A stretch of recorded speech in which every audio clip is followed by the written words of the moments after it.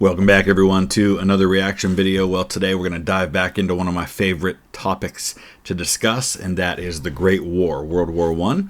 If you haven't already, check out the History Channel. I got to be one of the on-screen historians for their 4-hour series on America's involvement in the Great War. It was called the Great War.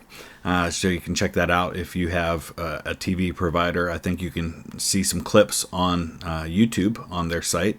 But we're going to take a look at our friend Griffin, the armchair historian, today as he talks about the Battle of Passchendaele. Passchendaele is the third Battle of Ypres. Ypres is one of the areas in which the British and Commonwealth forces, members of the British Empire at one time, did most of their fighting and dying, for that matter. And Passchendaele is one of the most awful battles in not only the First World War, but all of human history. And I made a visit to Ypres and to the Passchendaele battlefield a couple years ago, so there's a link down in the description. You can go over to my channel, which is Stories of the Great War. It's all original content. A lot of that was filmed in and around Passchendaele in the Ypres salient, so you can check that out. And I just filmed several more episodes from that location that are going up in the coming months. So check that out. The link is in the description as well to the original content, so you can check out the Armchair Historian. If you're not already subscribed, definitely check him out. Let's go ahead and dive into this one. In the summer of 1917, British forces on the Western Front prepared for a sweeping offensive through German-occupied Belgium. As British commanders perfected their battle plans, and jittery soldiers anxiously checked their rifles near the town of Ypres, they expected to crush German resistance in one massive attack. And then, it started to rain.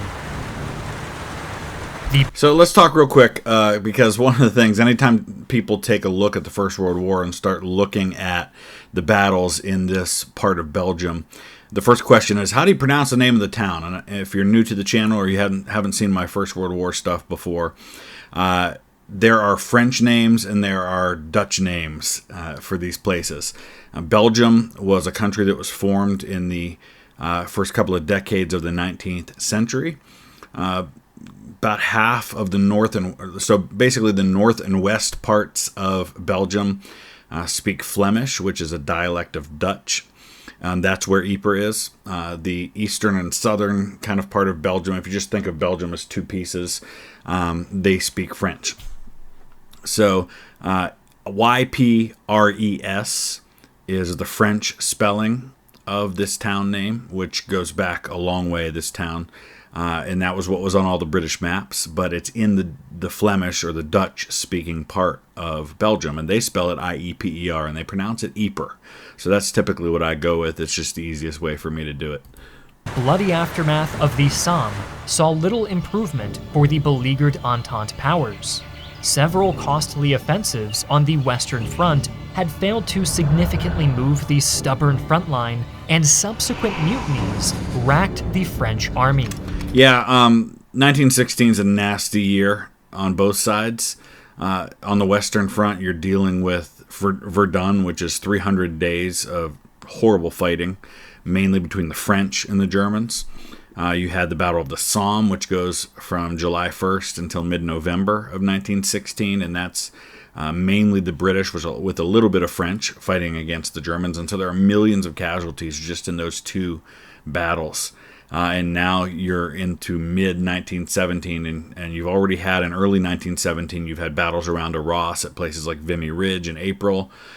So there's already been a lot of fighting going on, and so now you're going to have Messines Ridge, which is going to be this massive, very successful attack by the British that sets the stage for Passchendaele in the summer and fall of 1917. On the Eastern Front, the Tsar had been toppled, and Russian morale was quickly collapsing, threatening to turn the already unstable theater into a rout. Making matters worse, Germany had unleashed a tsunami of unrestricted submarine warfare onto the Atlantic, threatening to choke Britain from its vital trade. And this was a response to the British blockade of German ports, which had much the same effect. It was starving the Germans out. And so this was the Germans' answer to that blockade. So both sides are, really pulling out all the stops in economic warfare. The United States is now in the war at this point, but they haven't really started sending troops yet because the U.S. doesn't really have an army to send. So they're trying to build an army to send over. The First World War was one of the most disruptive events in history, displacing millions of people and leaving families and relatives separated not just from each other, but from their family roots as well.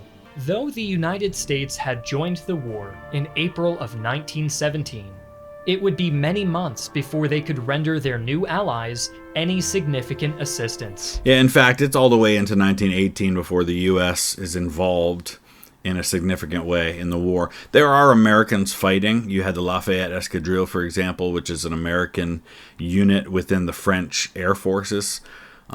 You had Americans fighting in the French Foreign Legion, but American units on the ground fighting, you're into the early part of 1918. In the meantime, Britain appeared increasingly alone, desperate to break German defenses before the situation deteriorated even further. British commander Sir Douglas Haig proposed a bold plan.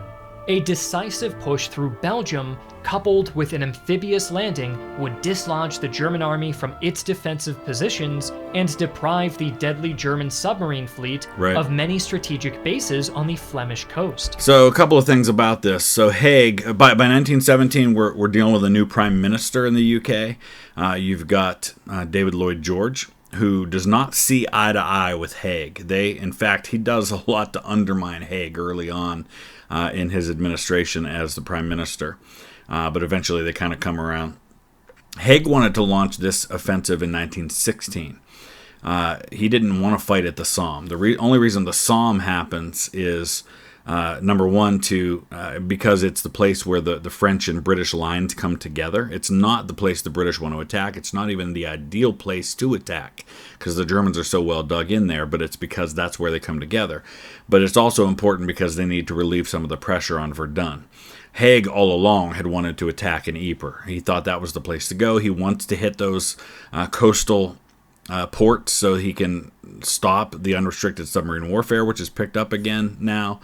So there's a lot of reasons why they want to go after Ypres as the place to launch this attack. The starting point of this grand offensive was to be the Belgian town of Ypres. Ypres had already been the site of 2 indecisive battles, and was hardly ideal terrain for a new offensive. Yeah. The Germans held most of the high ground in the area, giving them a defensive advantage while allowing them to easily observe British movements. Yeah, so they're on the high ground, and so artillery spotting's easy. You see that salient, that bulge that comes out up there, which also means that artillery's firing on the British from multiple sides, basically from 3 sides. You had the First Battle of Ypres, which happens in the fall of 1914, right after they begin to fall into trench warfare. It's right at the end of the Race to the Sea. People aren't really dug in that much yet. And then in the spring of 1915, in April, you have the very first use of poison gas on the Western Front, and that happens right outside of Ypres. And the Germans very nearly make a breakthrough there, but it ends up not happening. And then so 1916, there's fighting, but it kind of shifts to other fronts. This would have to be dealt with. To accomplish this critical preparation for his offensive, Haig turned to Sir Herbert Plumer, who proposed a novel plan to capture the vital Messines Ridge. So Plumer is one of the best generals the British have. And he's the one I think that is most associated with Ypres. In fact, when you see things like the Menin Gate get dedicated, which is a powerful place to visit, it's got the names of all of the missing from the Ypres salient, like 50-some thousand of them, and that only goes up to middle of 1917. The rest are at places like Tyncott. So he's the one that dedicates that. But I've seen his name pronounced Plummer sometimes, but there's only one M. It's Plumer, so Plumer sounds reasonable. For several years, British engineers had been secretly digging under German positions on the ridge, slowly filling over 5 miles of tunnels with explosives. Thus, when the time came on June 7, 1917, the world's largest bomb went off. In what was then the largest man-made explosion in history, over 1 million pounds of high explosives were detonated simultaneously. And understand, this is ammonal. This is not TNT. Ammonal is infinitely, it's not, I'm exaggerating, but more explosive than TNT is. If you ever see, there's actually a video on YouTube that shows this, where they bury 9 pounds, I think it's 9 pounds of TNT slightly underground and blow it up, and it's kind of, like a little poof. They do 9 pounds of ammonal underground. It's a massive explosion, just 9 pounds of it. This stuff was huge, and there were nearly 20 of these mines. There's a couple of them never exploded that are still down there, packed with ammonal. Residents of nearby towns experienced an earthquake, and the sound of the explosion reached as far as London.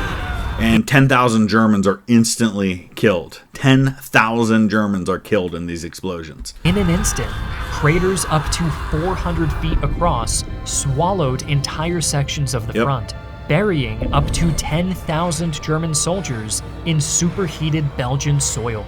And there's a movie that shows the build-up to this called Beneath Hill 60, and it's not exactly accurate, but it's pretty close, and it focuses on real people that really did those things. In the final months at Hill 60, which is part of the Ypres salient, it was the Australian tunneling company that were digging and maintaining these tunnels. And there was fighting that went on underground when there would be breakthroughs and things like that. And the Germans were digging counter mines. The Germans knew the mines were there. They didn't know exactly where, and they didn't know exactly when they would explode, but they knew that there was digging going on. And so they were somewhat prepared for it. This happens at like 3:30 in the morning on June 7th. And June 7th is a resounding success for the British, and that, I think, makes them overconfident for what comes next.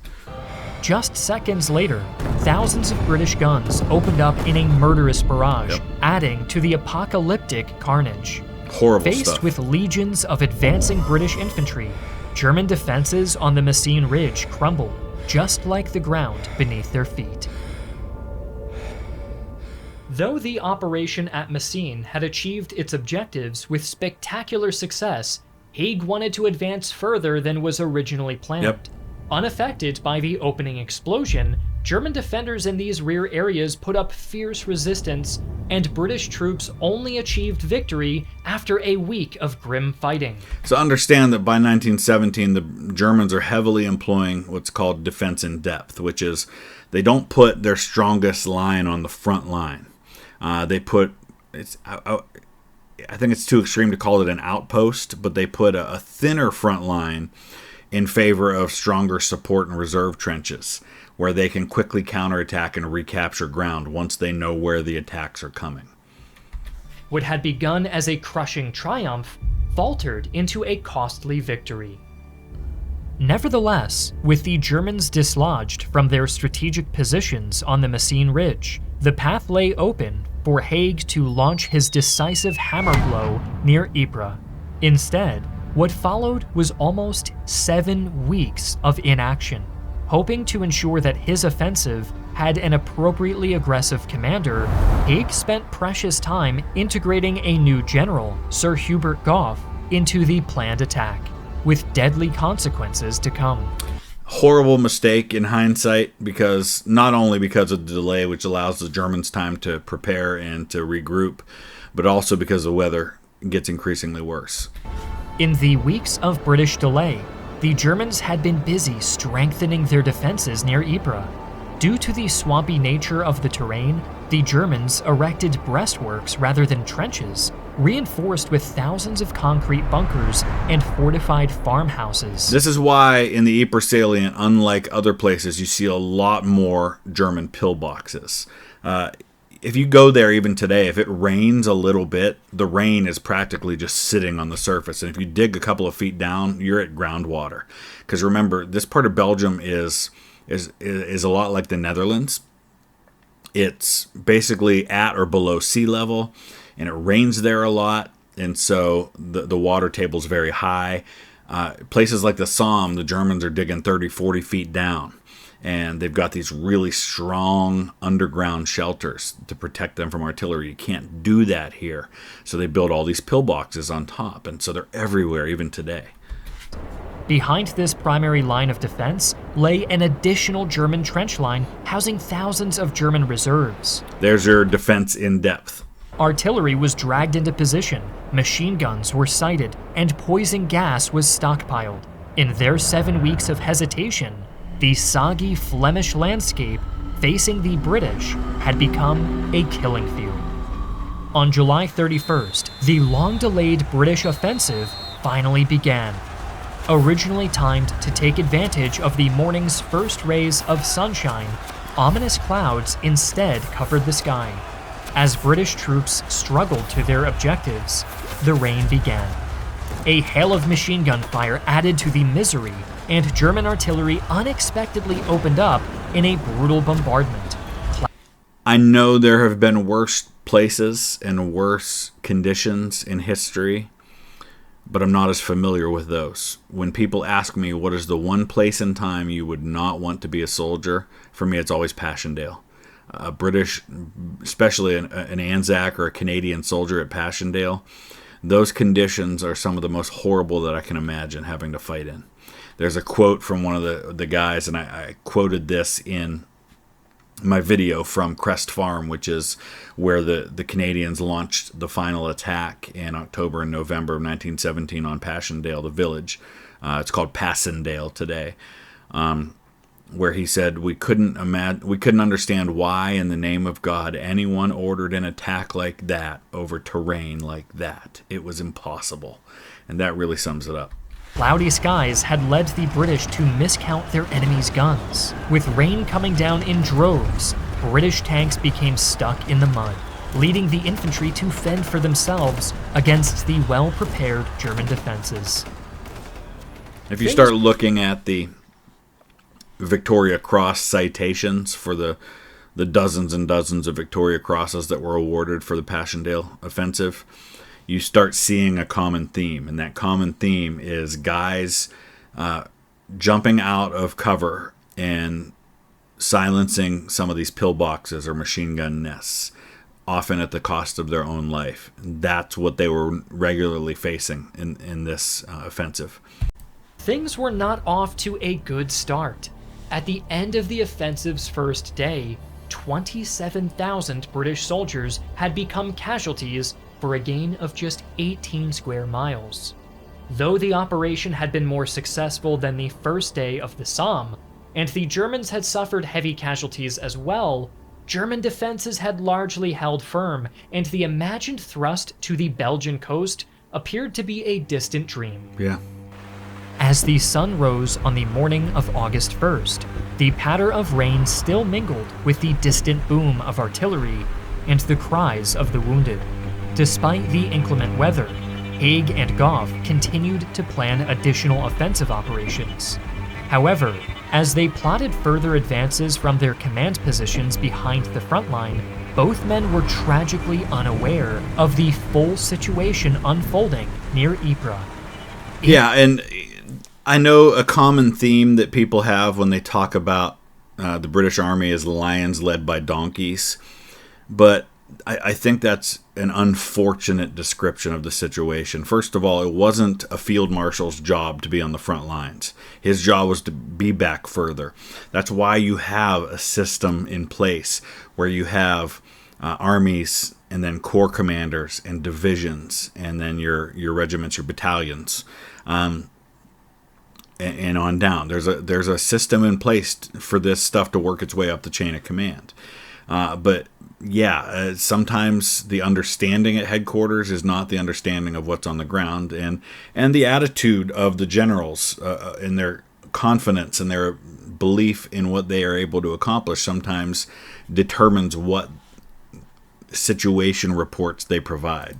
In their preliminary bombardment, British artillery had done significant damage to German defenses, but had also laid waste to the intricate system of canals that kept the region dry. Right. With the onset of heavy rains, this shell-pocked landscape began to turn into a sea of mud. In the entire month of August, only 3 days went by without rain, and the region was drenched in almost twice its average monthly rainfall. And this is a place that gets a lot of rain anyway and is wet anyway. When you remove the drainage systems and you add twice as much rain, it should have been called off right then and there. They should never have kept it going. You know, great plan if it works, but you can't account for the weather. Movement became nearly impossible, and the British struggled to reposition their artillery. The lightest guns the British possessed took over 6 hours to be dragged a mere 250 yards. Heavy artillery began to sink into the sludge and could barely be moved at all. With weak artillery cover and mud sometimes up to their waists, any potential to advance by the infantry was destined to be a literal slog. The subsequent British assault on August 10th was predictably disastrous. Although British troops made some limited gains at first, they were quickly dislodged by fierce German counterattacks and artillery fire. For over 2,000 casualties, the British ended up gaining hardly any ground. Undeterred, Haig and Gough prepared to try again. This is where you start getting into, and we talk about this a lot related to the First World War, is the sunk cost fallacy. At what point do I stop pouring bodies into this situation? Because, you know, the idea is, well, we've already lost these many thousands taking the ground. We need to see it through. We need to make their deaths worth something. But is it worth continuing to pour thousands more dead into this? Sabaton has a song called The Price of a Mile. What's the price of a mile? Because you're going to have 500,000 casualties to gain 6 miles on the front lines. It's just not worth it in hindsight. Hasty preparations and a comparatively weak bombardment, British and supporting French soldiers went over the top once more on August 16th. Due to days of torrential downpour, the ground had become a deadly quagmire. In the center of the British advance, German bunkers unleashed a torrent of machine gun fire onto the waterlogged attackers, mowing them down with savage efficiency. In one unit, only 5 men out of 330 survived the onslaught. Wounded men often proved impossible to recover. As they laid waiting, screaming for help, many would drown to death in the mud. So even if you got caught as far up as your knees, in many cases, it was like quicksand. I mean, you could not pull yourselves out. And it would take 6 guys to pull one person out on a stretcher, and the stretcher bearer's job was impossible too. And they typically did this under the cover of night, which you couldn't do in these conditions. And so it's not just the fact that it was hard enough to attack over that ground, but it was nearly impossible to rescue wounded soldiers over that ground. And so all of this starts to combine for horrible conditions. Look at some of the photographs from the Passchendaele battlefield, and you get just a tiniest sense of how absolutely horrendous this was. By nightfall, it was clear that Gough's attack had failed. British forces had been driven back with horrendous casualties, and many frontline fighting units had been decimated. Though French and British troops on the northern flank had secured their objectives, that was of little assurance to the thousands of bodies slowly being consumed by the liquefying earth. And this is why so many of the men in the British and Commonwealth forces end up being missing and never identified. And this is why, to this day, you continue to find bodies all over the place out there, because so many of them got lost in the mud. As repeated follow-up attacks failed to break the stalemate, Haig began to grow dissatisfied with the performance of Gough. In response, he turned once more to Sir Herbert Plumer, who had led the successful assault at Messines. Should have been in charge to begin with. Over the southern portion of the battlefield, Haig decided that this section of the front would be the focus of all further attacks. With Gough's influence significantly reduced, Plumer quickly got to work. In contrast to their previous, overly ambitious attacks, British forces were now prepared to carry out a series of limited advances that would methodically drive the Germans from the remaining high ground around. So the last ridge is Passchendaele Ridge, which is right up here. Saint-Julien is where the first poison gas attack on the Western Front had taken place in April of 1915. Up in this area, you have Langemarck as well, which is where some of the savage fighting in the First Battle of Ypres had happened in the fall of 1914. Same with Polygon Wood. You had nasty fighting going on in Polygon Wood throughout the First and Third Battles of Ypres, and I covered some of that in my video from that site. Around Ypres. Throughout early September, British troops were repositioned for the coming attack, and British artillery prepared to blast their German enemies into oblivion. As Plumer's first attack drew near, British artillery delivered a devastating barrage onto German positions. With a much narrower front to focus on, British artillery fire was 3 times as dense as it had been on the opening day of the offensive. Look at pictures, aerial photographs, you can find them online, of the village of Passchendaele, taken before and after the artillery bombardment. There's literally nothing left, and it's just craters everywhere. High explosive and armor-piercing shells were hurled at the greatly feared German bunker network, and German artillery positions were blanketed in poison gas. In total, 1.65 million rounds of artillery were fired over the course of about 20 days, almost 1 shell for every second. On September 20th, the British finally attacked. Covered by a creeping barrage, advancing troops seized many of their objectives, but the fighting was brutal. Despite the British bombardment, many German artillery pieces had survived, and they began to mercilessly pound the newly captured British positions. In some areas, German machine gun emplacements had been missed, and droves of men were mowed down as they attempted to advance. Although Plumer's attack did achieve its limited objectives, the cost had been horrifying. About 21,000 British soldiers had been killed, wounded, or captured for a gain of 5.5 square miles. So a lot of this part of the fighting is done by the Anzacs, the Australia and New Zealand Army Corps. Places like Polygon Wood, that's taken by the 5th Australian Division. One of the first monuments to go up on the Western Front after the war is the monument on the butte to the 5th Australian Division in Polygon Wood. If you go over to my channel, Stories of the Great War, you'll see my video from Polygon Wood. It tells a lot of the story of what we're talking about here.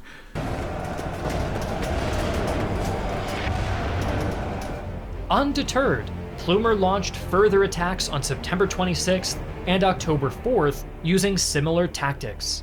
Again, British troops achieved most of their objectives, but at staggering costs. Plumer's limited advances were working, but the casualty rates per mile were higher than even the first day of the offensive. As the weather once again began to worsen, perhaps the only consolation was that the Germans were taking equally alarming losses. By early October, the campaign at Ypres had lost all momentum. However, in the vain hope that German defenses were on the brink of collapse, British troops were given one final objective: the town of Passchendaele. As the approach to Passchendaele became an ocean of mud in the heavy rains, supporting artillery fire slackened, and British, Australian, and New Zealander troops were slaughtered as they attempted to seize fortified German positions around the town. So as you start to advance toward Passchendaele and the Anzacs get torn to pieces, they really do, they're pulled out and you send in the 1st and 2nd Canadian Divisions. Arthur Currie is in command of the Canadians. They have performed brilliantly at Vimy Ridge, at a place where you had 4 Canadian divisions, an entire corps of just Canadians. And so they're given the job of taking the last half mile or so up to Passchendaele Ridge. During their first attack on October 12th, 13,000 men became casualties for hardly any gain whatsoever. Subsequent attacks, starting on October 26th, decimated several Canadian units as they clawed their way through the mud. If you go there, you go to Crest Farm, which is this high point that you can see Passchendaele Ridge from. It's a straight shot right into Passchendaele. It's a half a mile away at that point. And Currie estimated it was going to take the Canadians 16,000 casualties to take Passchendaele. and he ended up only being off by a couple of hundred in his estimate. He had 9 Canadian Victoria Crosses in those last weeks, and that last half mile took 10 days. By the time Canadian forces finally captured Passchendaele on November 6th, the town had lost all strategic significance. Haig finally called off the campaign 4 days later. Over 3 months of fighting, British troops had suffered 275,000 casualties for strategically insignificant gains. The battle had also cost the Germans dearly, who suffered at least 200,000 casualties and were forced to take pressure off of the French at a critical time in the war. As Sabaton says, 6 miles of ground has been won, 500,000 men are gone. And the saddest part is that a couple months later, the Germans took it all back in their spring offensive. You can see I get a little emotional just thinking about this, because it was just, all war is wasteful and horrible, but there's something uniquely tragic about this one for me. Nevertheless, Haig's offensive had been a disappointment. Though it was hoped that the campaign at Ypres would jumpstart a war-ending advance, it had instead culminated in a muddy scramble to the ruins of a desolate Belgian village. So it's perhaps with a bitter sense of irony that this bloody chapter of human history is simply remembered as the Battle of Passchendaele. Right. Yeah, that's a great point, because Passchendaele really was only one small part of it, but it has gone down in history as identifying the entire Third Battle of Ypres. So I'll put some links up here at the end to some of my videos over on Stories of the Great War about this battle and about some of the key points. Please check it out. Subscribe if you like it. I do have a lot more content that I've recently recorded that I'm working on getting up now that I'm not traveling for the next few weeks.